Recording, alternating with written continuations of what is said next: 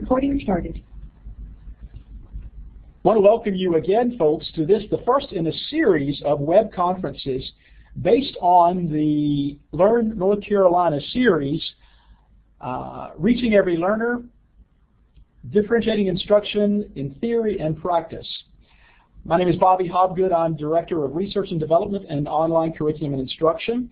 And with my colleagues here at LearnMC, we are excited to have you join us this afternoon for this, the first in a series of 8 web conferences devoted to this particular series.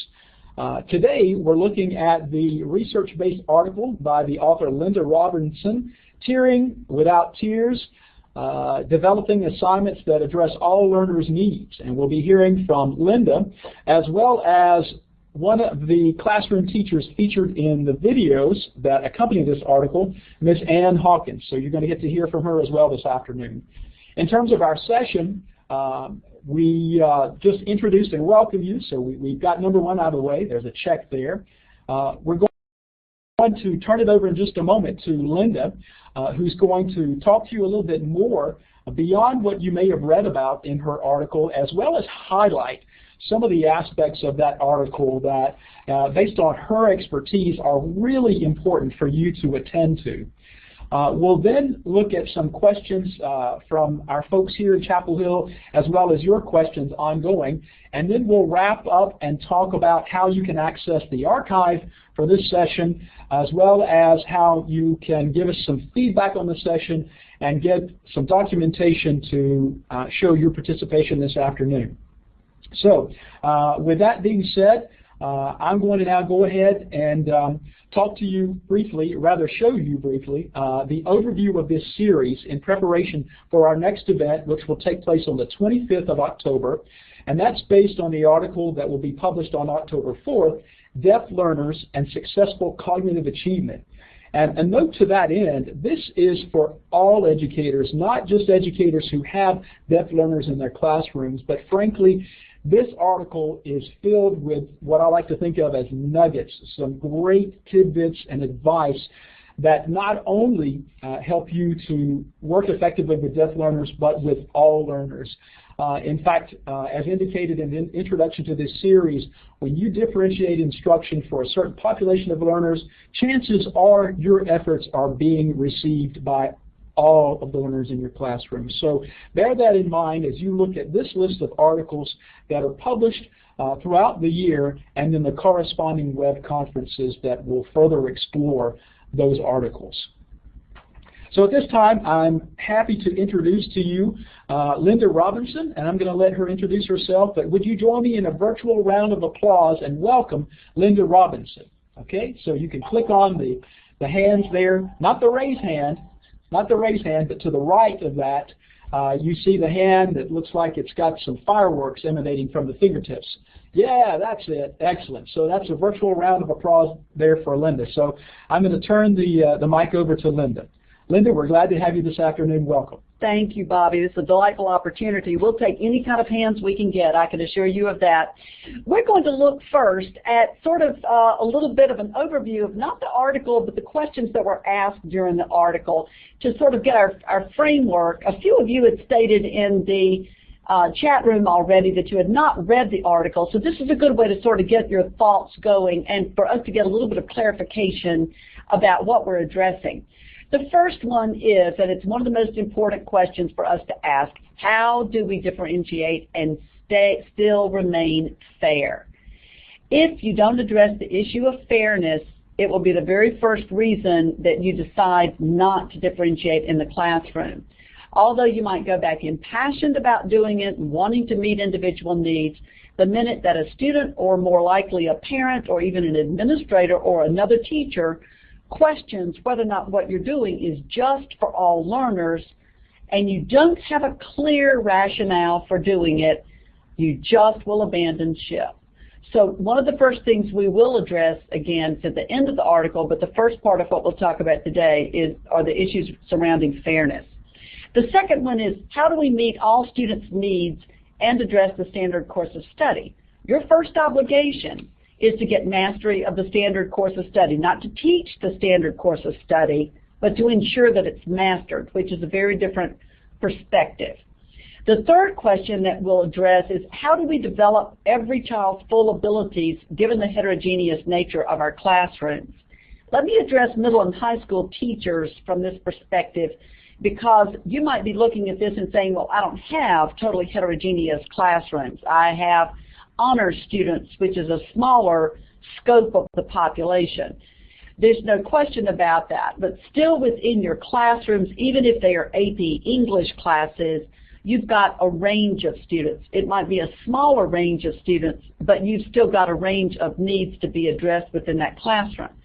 Some of you are dealing with the entire spectrum within your classroom, even at secondary level.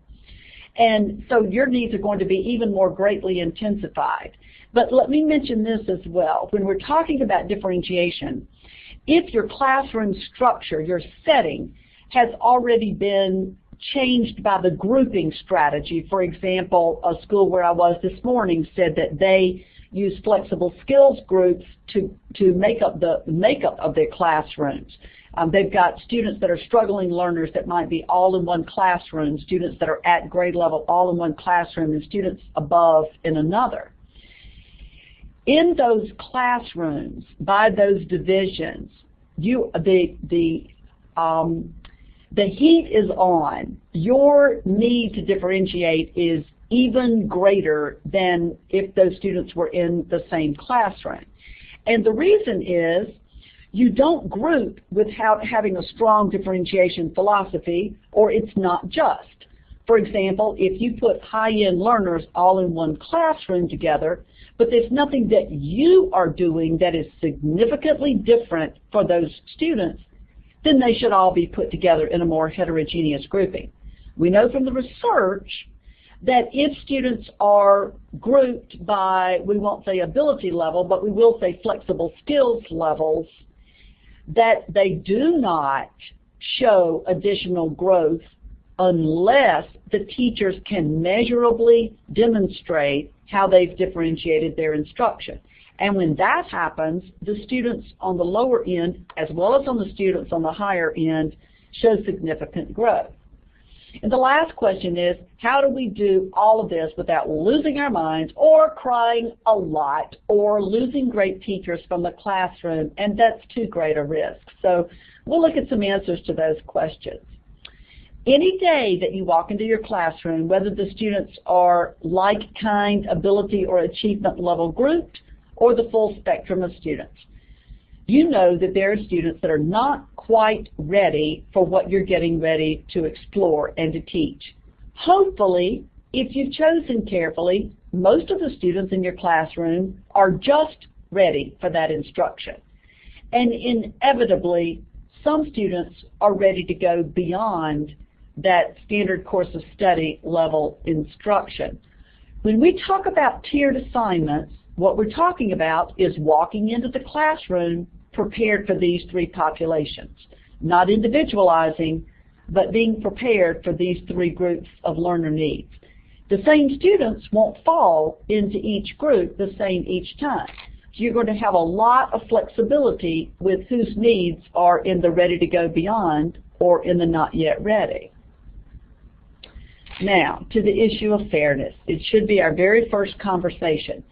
You need to decide your own basis of fairness. I will talk you through the criteria I've determined for my classroom after, let's just say, a vast number of years of experience. The first one is odd, and you might not hear other people talk about this, but it's time. There's several reasons for this. First of all, if anyone is going to agree with you on anything related to differentiation, they will agree that students learn at different rates. What we know is also a fact is all students happen to come to school for the same amount of time. If those two realities are put together, nobody needs to explain to anybody the need for differentiation. You can't have students learning at significantly different rates all at school for the same amount of time. So what typically happens in the elementary school is your brightest learners with the most capability for learning invest the least amount of time in their learning. They don't have to invest a lot of time in homework. They don't have to invest a lot of time even in their classwork. They're usually finished before others are finished, and they either sit and wait or they talk with friends unless they've been told to do something particularly productive. That's not true in any other area of giftedness.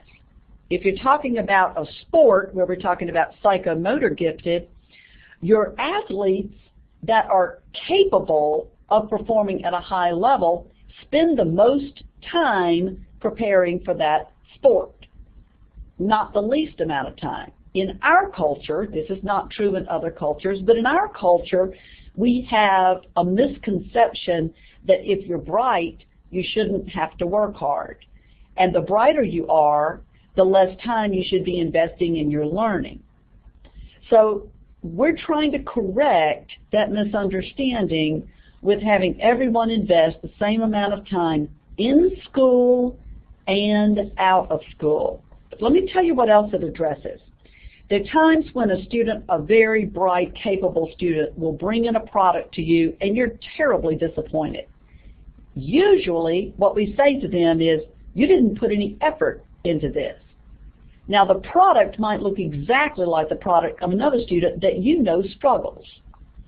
And the student usually wants to say, well, you know, if you're disappointed, why don't you just expect something different from me the next time around? The problem is that they may even tell you they invested a lot of effort in their product. But effort's not measurable. The student usually means, I worked extremely hard for the entire 15 minutes it took me to do this product. What you mean is you didn't invest time in this product. So by having time as a fairness criteria, it means that everyone will be using their time wisely in the classroom and that everyone will be investing time outside of the classroom. This has caused me to change the way that I structure learning contracts. Rather than say select an activity to do on the learning contract, the instructions are now invest a minimum of 2 hours in this learning contract. With the first criteria, usually I'll have my brightest learners look through the contract first and figure out which one will require the least amount of time. If instead you've said, we want you to invest a certain amount of time, then what you're going to get is possibly even more activities completed by one student than another, or greater depth in one activity than you would have anticipated for that activity. You also don't have to worry about making the activities time equivalent because you've said that they're going to invest a select amount of time in the activity.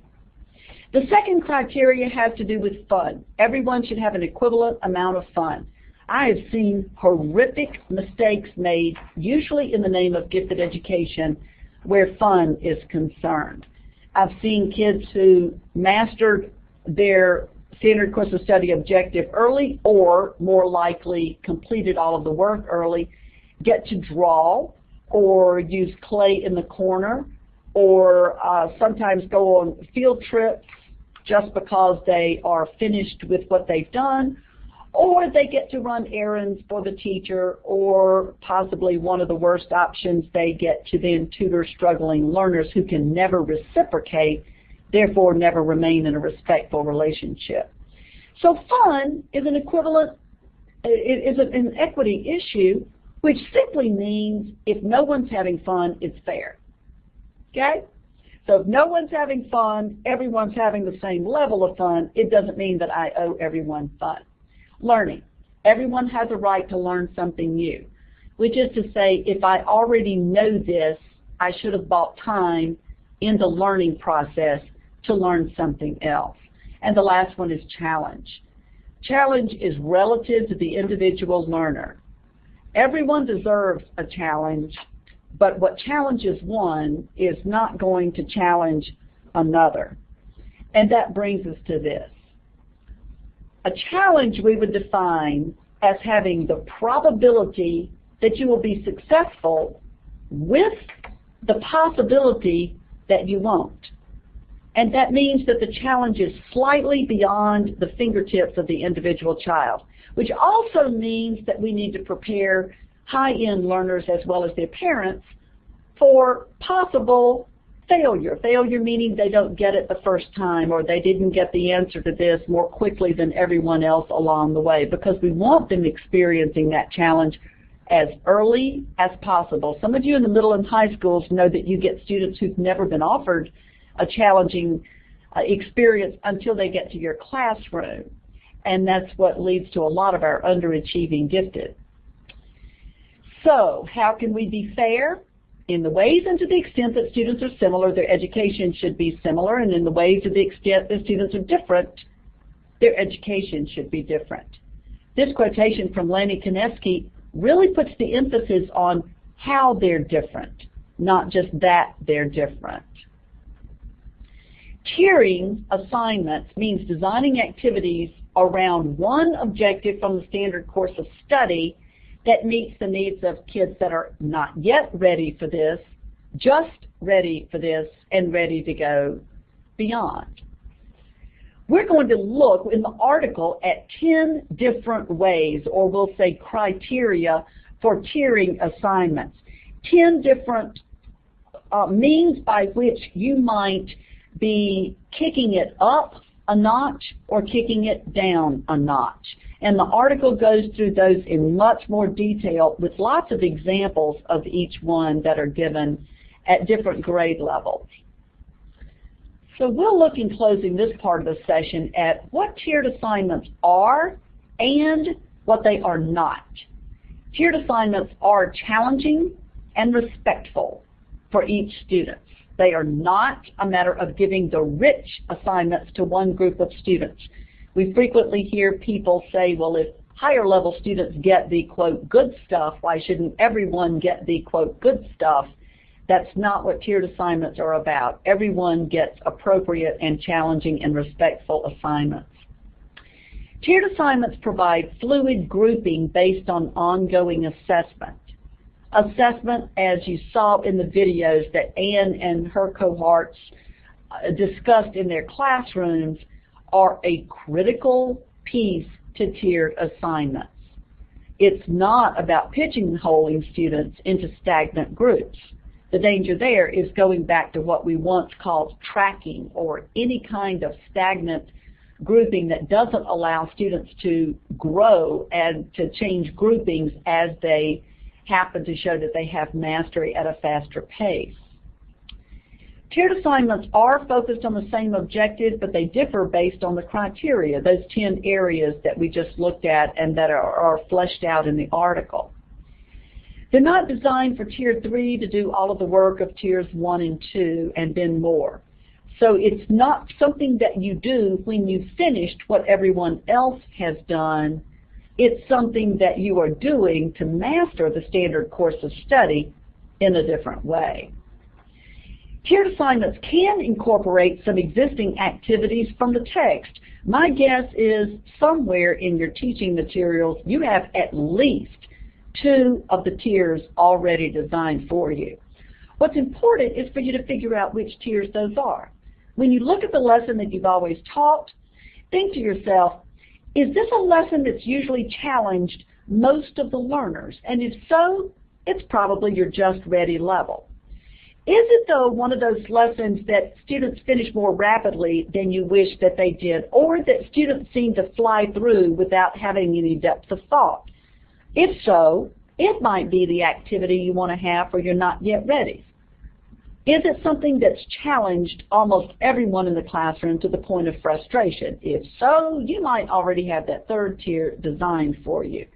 So you're going to look at what's available to you already and determine which tiers you're going to need to add. So I'm going to let Ann talk a minute about their classroom and some things about their school setting so you get a little bit better idea of Baileywick Elementary School, of the videos that you saw, and the context from which she comes. Good afternoon. I hope you're enjoying all this wonderful information. I had the pleasure of attending Linda's help sessions and work with her, and this is what spurred my teammates and I to begin really carefully looking at how we were delivering material to children and giving them opportunities to be successful and grow. I can piggyback several of the things about what challenges one does not challenge another is very true. The fact that we spent a lot of time when we set up our tiered assignments to be able to truly measure the fairness. One of the things our gifted children had a difficult time with was telling us how much time they could invest in their learning, because they'd always heard before, well, this product needs something different, or it's not quite what I expected you to do. So they began to identify quickly how much time they needed to invest.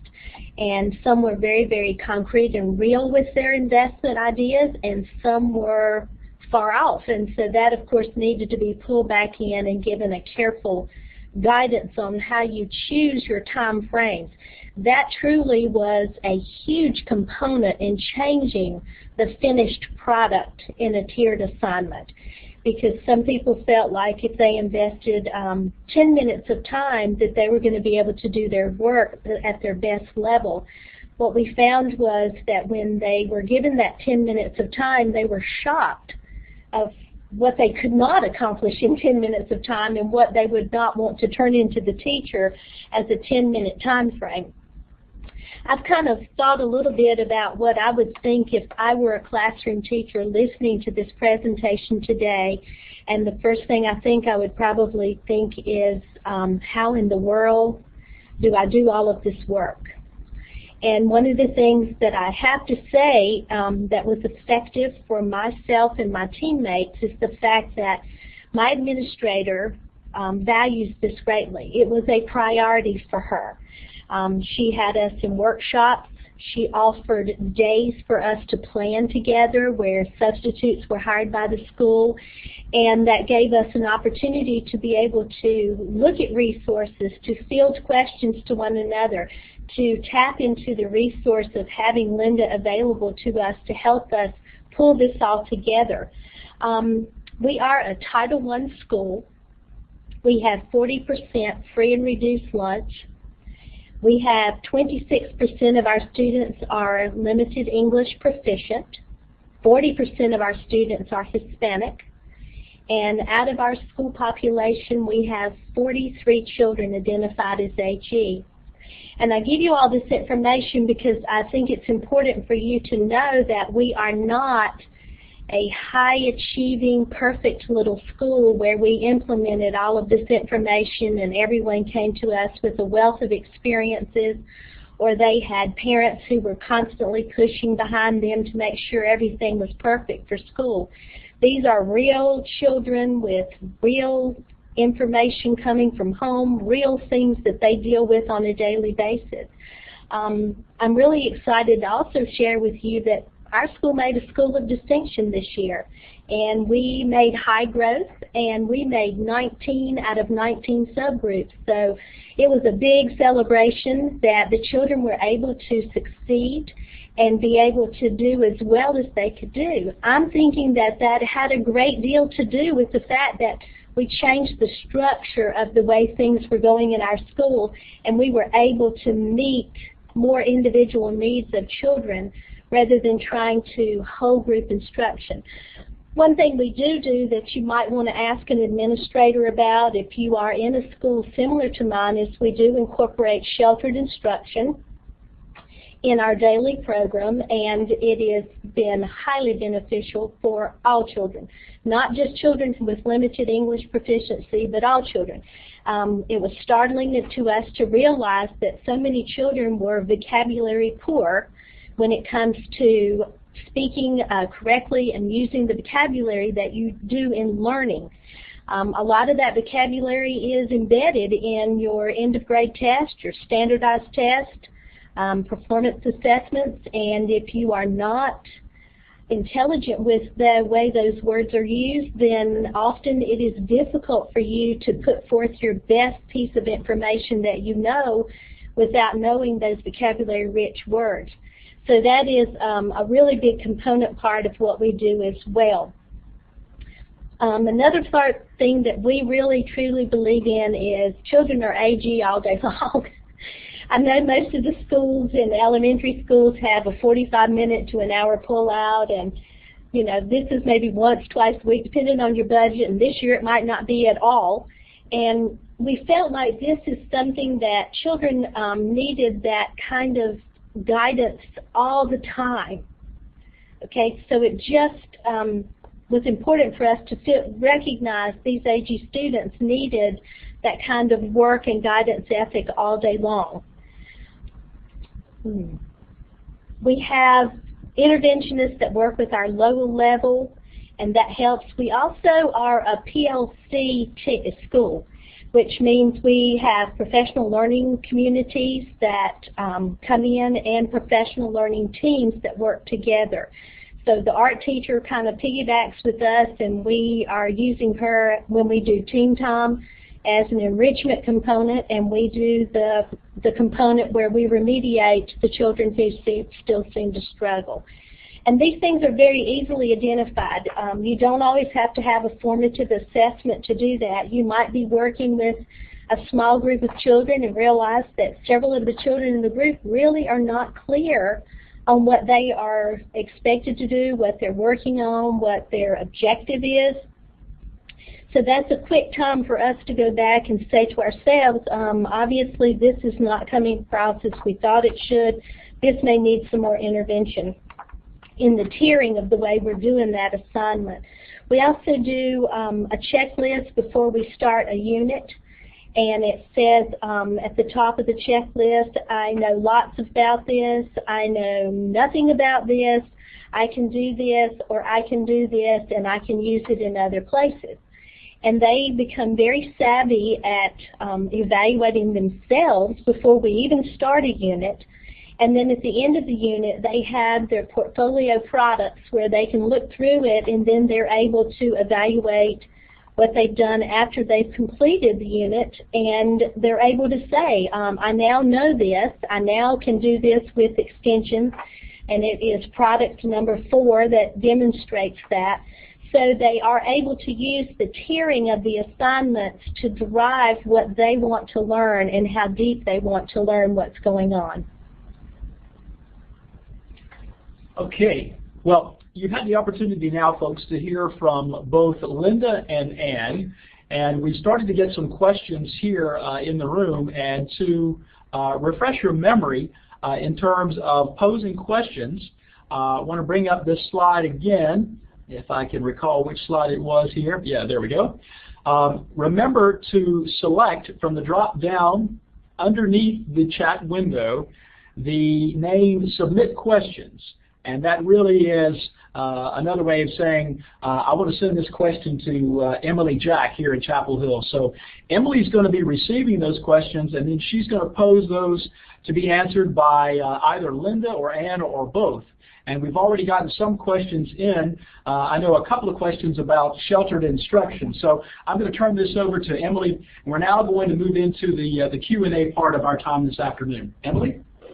Thanks, Bobby. As Bobby just said, there have been a number of questions about sheltered instruction. I wonder if you could explain that a little bit more. Sheltered instruction is a program that utilizes the vocabulary inside of what we learn as objectives. We presented in this model that is called a 4-square. It is the word itself. Then we use a kid-friendly term with the word. Then we do a picture with the word, and then we have them help us decide and design a sentence with the word. This is always presented at the beginning of any math, science, social studies lesson. Because we are a limited English proficient school, we found that what one person might think a hill is totally different than what someone else might think, and therefore the translation or the idea doesn't work well at all if you're not putting it on the same playing field so that everybody understands exactly the same thing that we're talking about. I'm not clear off the top of my head, and I apologize for the creator of this program, but it is easy to Google this. If you have someone who is interested in working with sheltered instruction, it is often referred to as PSYOP, is another way that people utilize this program. And it started as a program to work with children who do not speak English as their first language. Yeah, I think, Ann, just to extend a little bit what you're saying there, that particular model, SIA, you mentioned, is a very specific version of sheltered instruction that's being used widely, not only in North Carolina but around the U.S. And as you indicated, it really highlights the fact that in our instruction, we commonly use a lot of culturally bound vocabulary, culturally bound expressions. So to us, while it might seem quite normal to say, put your books up to a speaker of another language, interpreting that direction literally, they might be lifting a stack of books over their head. So a part of that model is recognizing that we want to equalize the input so that it is comprehensible to all learners in a given setting. And this is something we use as a forefront to our tiered assignments. You still have to do teaching. You can't just come up with a set of things for children to do, hand out a set of things for them to do. There still has to be teaching and gearing your instruction so that you are meeting the needs of everybody that's in the classroom.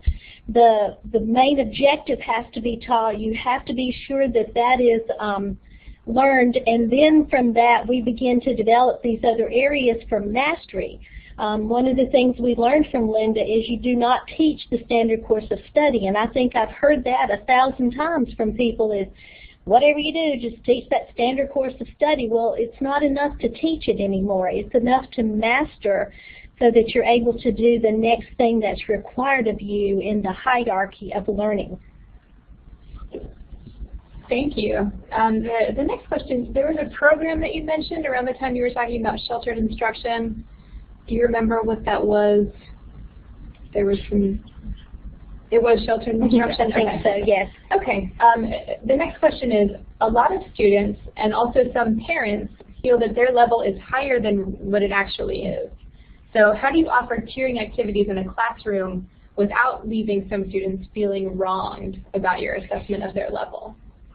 The most important thing, I'm getting ready to hand off to you, but the most important thing you just said is the assessment of their level. The wonderful thing about what Ann's saying of how they have structured their ongoing formative assessment is it demonstrates what the student knows. Show me what you know, and then you will buy time out to do something else, or show me what you don't know, and I'll guarantee you that you'll master that. So it keeps an honesty about what the student knows. There's sometimes that high-level students will think that they know something because they know that they've learned it before, but they never mastered it in a way that they've ingested it. And the formative assessments show that. So they allow the student to show exactly what they've mastered and then leave room to be able to get mastery of what they haven't. One of the things that we do is we offer, most of the time we do what is a pre-assessment of the unit. And we look at that piece of data and we look at how it would impact someone according to where they go on the tiered assignment chart. And often we've had to, of course we've had parents that are like, well, you realize my child is gifted? And we're like, of course we realize your child is gifted, but they still don't know what they need to know in this particular realm, and that's a danger zone. So what we have to do is we have to build a relationship and trust within the community that we are providing and doing what is best for their child. It is, there is one, I believe that it's in the article, that is a great way to demonstrate to parents what children truly know, where in the middle tier of this structure you put things that are appropriate for the grade level itself. And if the child does that, then they have the opportunity to go to the right if they think they can demonstrate more than what is just ready. And then they have the opportunity to go to the left to demonstrate that maybe I need to go down one little bit so that I am not clear on what I'm supposed to be doing at this particular time, but I do know how to do this component. And often when we have that kind of documentation to show parents, they begin to say, oh, yeah, that's pretty clear. I think I see how that works together now, so that maybe if I'm helping my child with these particular things at home, then this is what I need to do. And we can affirm, yes, that's a good way to go, or no, that's not the direction you need to be. One of the amazing things about Ann's classroom and all three of these teachers at Bailiwick Elementary is that the students are amazingly savvy and cognizant of the formative evaluation process. They know how to do an assessment. They know how to look at the data. They know how to analyze it, and they know how to clearly express, I know this and I don't know this. And one of the PS to that is, and someone mentioned that they like the discussion of fairness or the chart on fairness, it's absolutely imperative that your parents have your criteria for fairness. You notice that on the criteria, it doesn't say every child will get the same thing. It doesn't say that what is good for one is good for all. It says these are the 4 criteria on which I'll base fairness. If a student, or more likely a parent, comes to you and says, I don't feel that your treatment of my child is fair, ask them to talk to you in terms of these 4 areas or 4 criteria that you've agreed upon where fairness is concerned. Thank you. Are you ready for the next question? This questioner would like to know how you would tier in an alternative high school program that uses NovaNet. And she clarifies, for those who don't know, it's a web-based program that's used in this alternative school for long-term suspended students. So students are given the opportunity to attend and try to earn credits back. So how would you implement tiering in that situation? NovaNet, for one thing, is somewhat individualized. From my exposure with it, and I work with some students in a public housing complex, and so I have a little bit of exposure. I would not say I'm by any means an expert, and we'd love your feedback to some of that. It's individualized in terms of the instruction. Just because a student is in an alternative school is not an indication of that student's academic needs. There are students in alternative schools who are extremely bright and are unquestionably in the ready-to-go beyond stage, and they're very, very frustrated with knowing that there's a discrepancy between either their behavior and their academic potential or their past performance and their academic potential. So you want to be cognizant that these students are going to need a challenge even beyond the NovaNet. They may be able to do the skill level things that are there, but you might want to look at ways that you can add a level of abstractness to their understanding by asking different kinds of questions and creating different kinds of products. Would you add to that, Ann? The thing I can think of is an interest survey for those children. I'm not sure, I'm sorry, I've not worked at that level or with that particular type of student before, and I may be advising you on something that's not quite within the realm to do, but I think I would be curious to know, what are you interested in learning? What is it that motivates you? What is it that you want to achieve? I'm here, but what is your part of this? And I would hope that by the age group they are, they would be articulate enough to say, you know, I don't want to learn anything, or I really want to learn how motors work, or something to that sort. And then I guess if they don't want to learn anything, that's a huge issue, but maybe there can be an ABCD to choose out of, you know, from your big interest survey that you would do with your entire class. That's a great point. You're wanting to motivate learners. That's your key issue in an alternative school, is to try to motivate these students to love learning and therefore be productive. Thank you. The next question, Ann, you mentioned interventionists. Are these special education teachers, or are they regular ed teachers? And what do you see as the role of special ed teachers in tiering? Because we are a Title I school, we have Title I teachers who are regular education teachers, but they are teaching a specialized reading instruction. They are more pull-out programs. Special ed is a push-in program in our particular building, and we try to gear our tiering toward those children's needs by working with her in particular. You know, first of all, we have to recognize and appreciate and follow the IEP. That's certainly something you cannot negate in any stretch of the imagination.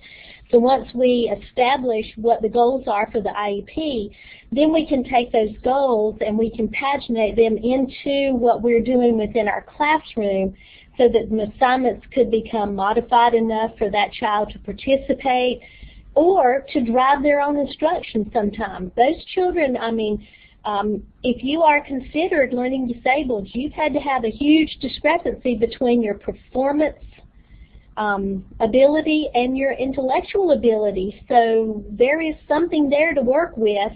It's just finding what is key for most of those children and being able to help them move with that. Our special ed teacher meets with us every other week, and we carefully follow each other's program. Thank you. The next question, do you know of any programs that offer alternative activities for non-readers? Specifically, this example is 6th grade level EC students. Right off the top of my head, I do not know anything that would fit that criteria. I would be curious to research that and find something, because I think that would probably be a huge challenge. Thank you. The next question, I want to make sure I understand this clearly. The questioner just writes, what's the best way to determine their level? I'm assuming they just mean the students in a classroom where you're using tiering. Okay, for reading, we do, every year we do an oral reading fluency that will give us a baseline on how well children are able to call words in a minute of time. From that, we begin to figure out which children need more intensive progress monitoring, who needs to be taken in another direction on the tier, who is, that gives us a baseline to work with. If they are sufficiently below grade level, then of course there's always the digging deeper in the probes in to figure out what's going on with that particular child. That's reading. In math, we generally pre-test each unit that we begin to give us a baseline of information. We keep huge data charts on all the things that children do. We have it on a computer where we can send it to each other and keep up with each other's classrooms, what's happening in that classroom. And we meet together once a week to look at the data, to try to figure out what the data is telling us about each child. Does this child need more? Does this child need less? Does this child, where do we go with that? So that's one of the two ways that we do that. Science and social studies are still very fresh, so that's sort of given as a whole lesson and then broken apart into the tiered assignments. Writing, we just completed our first baseline for writing. It was an on-demand for the children in 4th grade, and we will grade that together as a group in the next week. And from that, we're able to discern who needs what with their writing program, so we can more carefully and intensively do that. Thank you. The next question is, how would you recommend tiering within a Spanish 2 as a high school class where some students are still working at beginning Spanish 1 level, where the gap is extreme? I think that's a great question. It's somewhat similar to the question that was asked about science as well. You can't anticipate that students will have the same level of mastery in either. Certainly when they begin Spanish 1, they usually have no exposure. We certainly have students that with limited English proficiency who are taking Spanish 1 and are very fluent in Spanish. But for the most part, what you don't know is what they know coming in to Spanish 2. Because students have learned at very different rates and had very different levels of recall. So the main thing is that you be prepared for that. Remember that once they get mastery of the standard course of study, you should be a little bit more free, and so should they. In other words, once I show mastery of Spanish 2, what I have to know, I should have bought a little bit of time to learn what I'd like to know related to Spanish 2. There is a myriad of resources on the web where students can either be learning about the culture or can be communicating with another culture, can be developing all kinds of alternatives to what they might want to learn. And Ann's right, that should be able to be plugged into their interest levels. One of the most interesting things that I'm sure you well know about a foreign language is translating something like a poem that's meaningful, in a way that's meaningful into another language, because poetry is so based on non-tangible sorts of relationships, more not literal translations of things. So lots of alternatives there. In science, the same thing, because we don't necessarily assess at every level in science. Students learn a lot of science on their own, or from watching television programs, or from other areas, and so you need to be cognizant of setting the cycle of pre-assessing, as Ann says, what they know, and then allowing for them to learn what they don't know, which should allow for a little bit of choice. What we haven't talked about are grades and assessment. Anyone interested? Yeah? Those of you that are familiar with the new teaching evaluation, you know that there's a code of ethics that comes with that teaching evaluation, and you know that the code of ethics states very clearly that grades will be based on mastery, which creates an interesting dilemma. If you got mastery on Monday, or if you got mastery in September, what does that mean is going to happen? The truth is that you want to base the grade on mastery, and then you want that student who attained mastery earlier than others to be using her time wisely, to be learning and continuing to learn, to be challenged, the very same things that we said about with the fairness criteria, and to have an equivalent amount of fun with others in the classroom. It's just that that might not have to be a component of the grade. It's still assessed, but not necessarily in terms of demonstrating mastery. Can quantiles and lexiles be used for helping to tier students? You're saying no, or no to responding to that. Clarify exactly what you mean, and used in what way? In terms of looking at their different levels, in terms of assessing their needs, is that what you're thinking about? In terms of dividing students into different, certainly anything that's a valid way to look at individual students' needs can be used as a way to tier. But what you want to do is to make sure that you're doing that in a formative way, not in a summative way with the assessment. You're not making permanent determinations about students' needs, but that it's on in an ongoing basis, and that you acknowledge when they're picking up the pace. Thanks. Do we have time for another one? Let's do one more. Do we allow the students to determine their own strengths for selecting a tiered activity?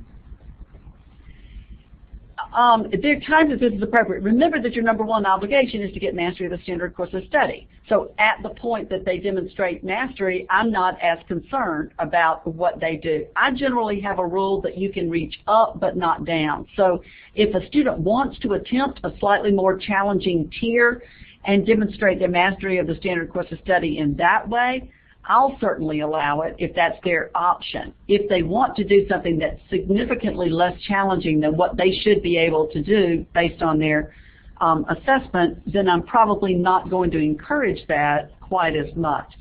Do they self-assess? Ann can tell you these students are very involved in their own assessment. They do self-assess.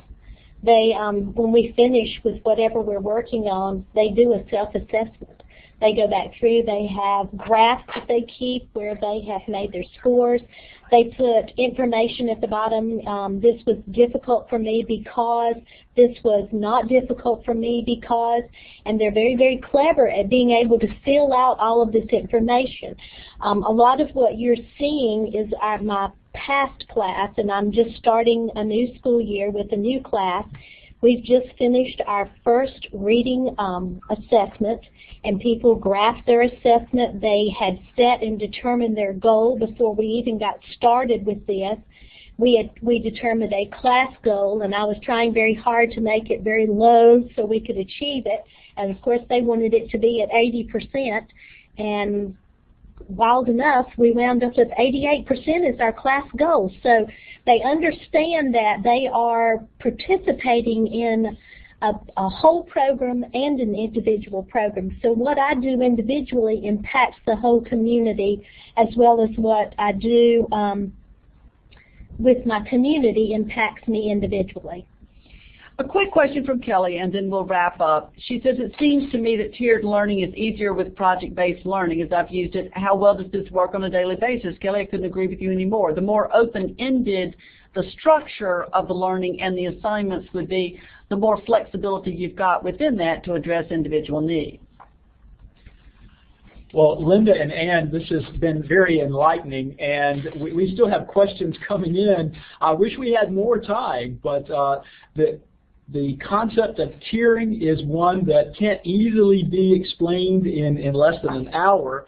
Ann can attest to the fact that she and her colleagues continue to develop and to hone their skills with respect to tiering. And further, when we talk about differentiating instruction, I think that all teachers whom we consider master teachers continue as well to develop their skills and abilities. It is not an endpoint, it is an ongoing journey, since we recognize the fact that our classrooms continue to be more diverse, and our students are coming to us now with a greater skill set, and that means at the same time greater needs on the part of their individual learning experience.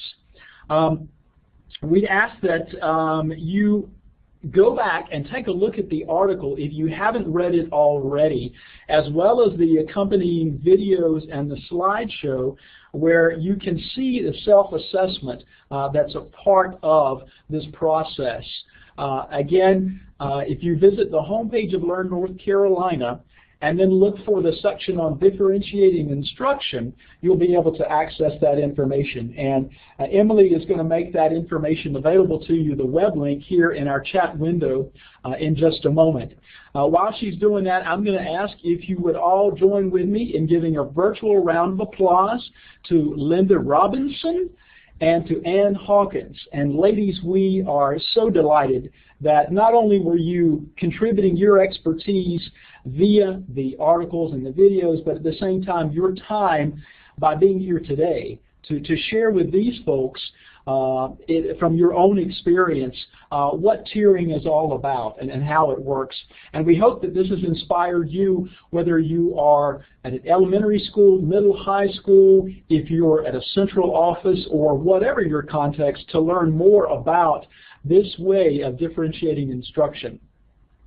Before we leave today, we would ask that you complete a session evaluation, and in just a moment I'm going to make that link available to you in the chat window, and we ask that you click on that link and go and complete that evaluation now.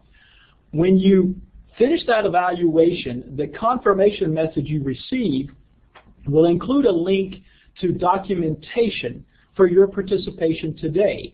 And this is a PDF document that you can print and then customize and hold on to if you plan on participating in the remaining 7 web conferences that are part of this series. So again, make sure you complete the evaluation in order to access that link. We hope you'll join us on October the 25th for our next web conference. We thank you all for being here today, and I'm going to end the recording at this time.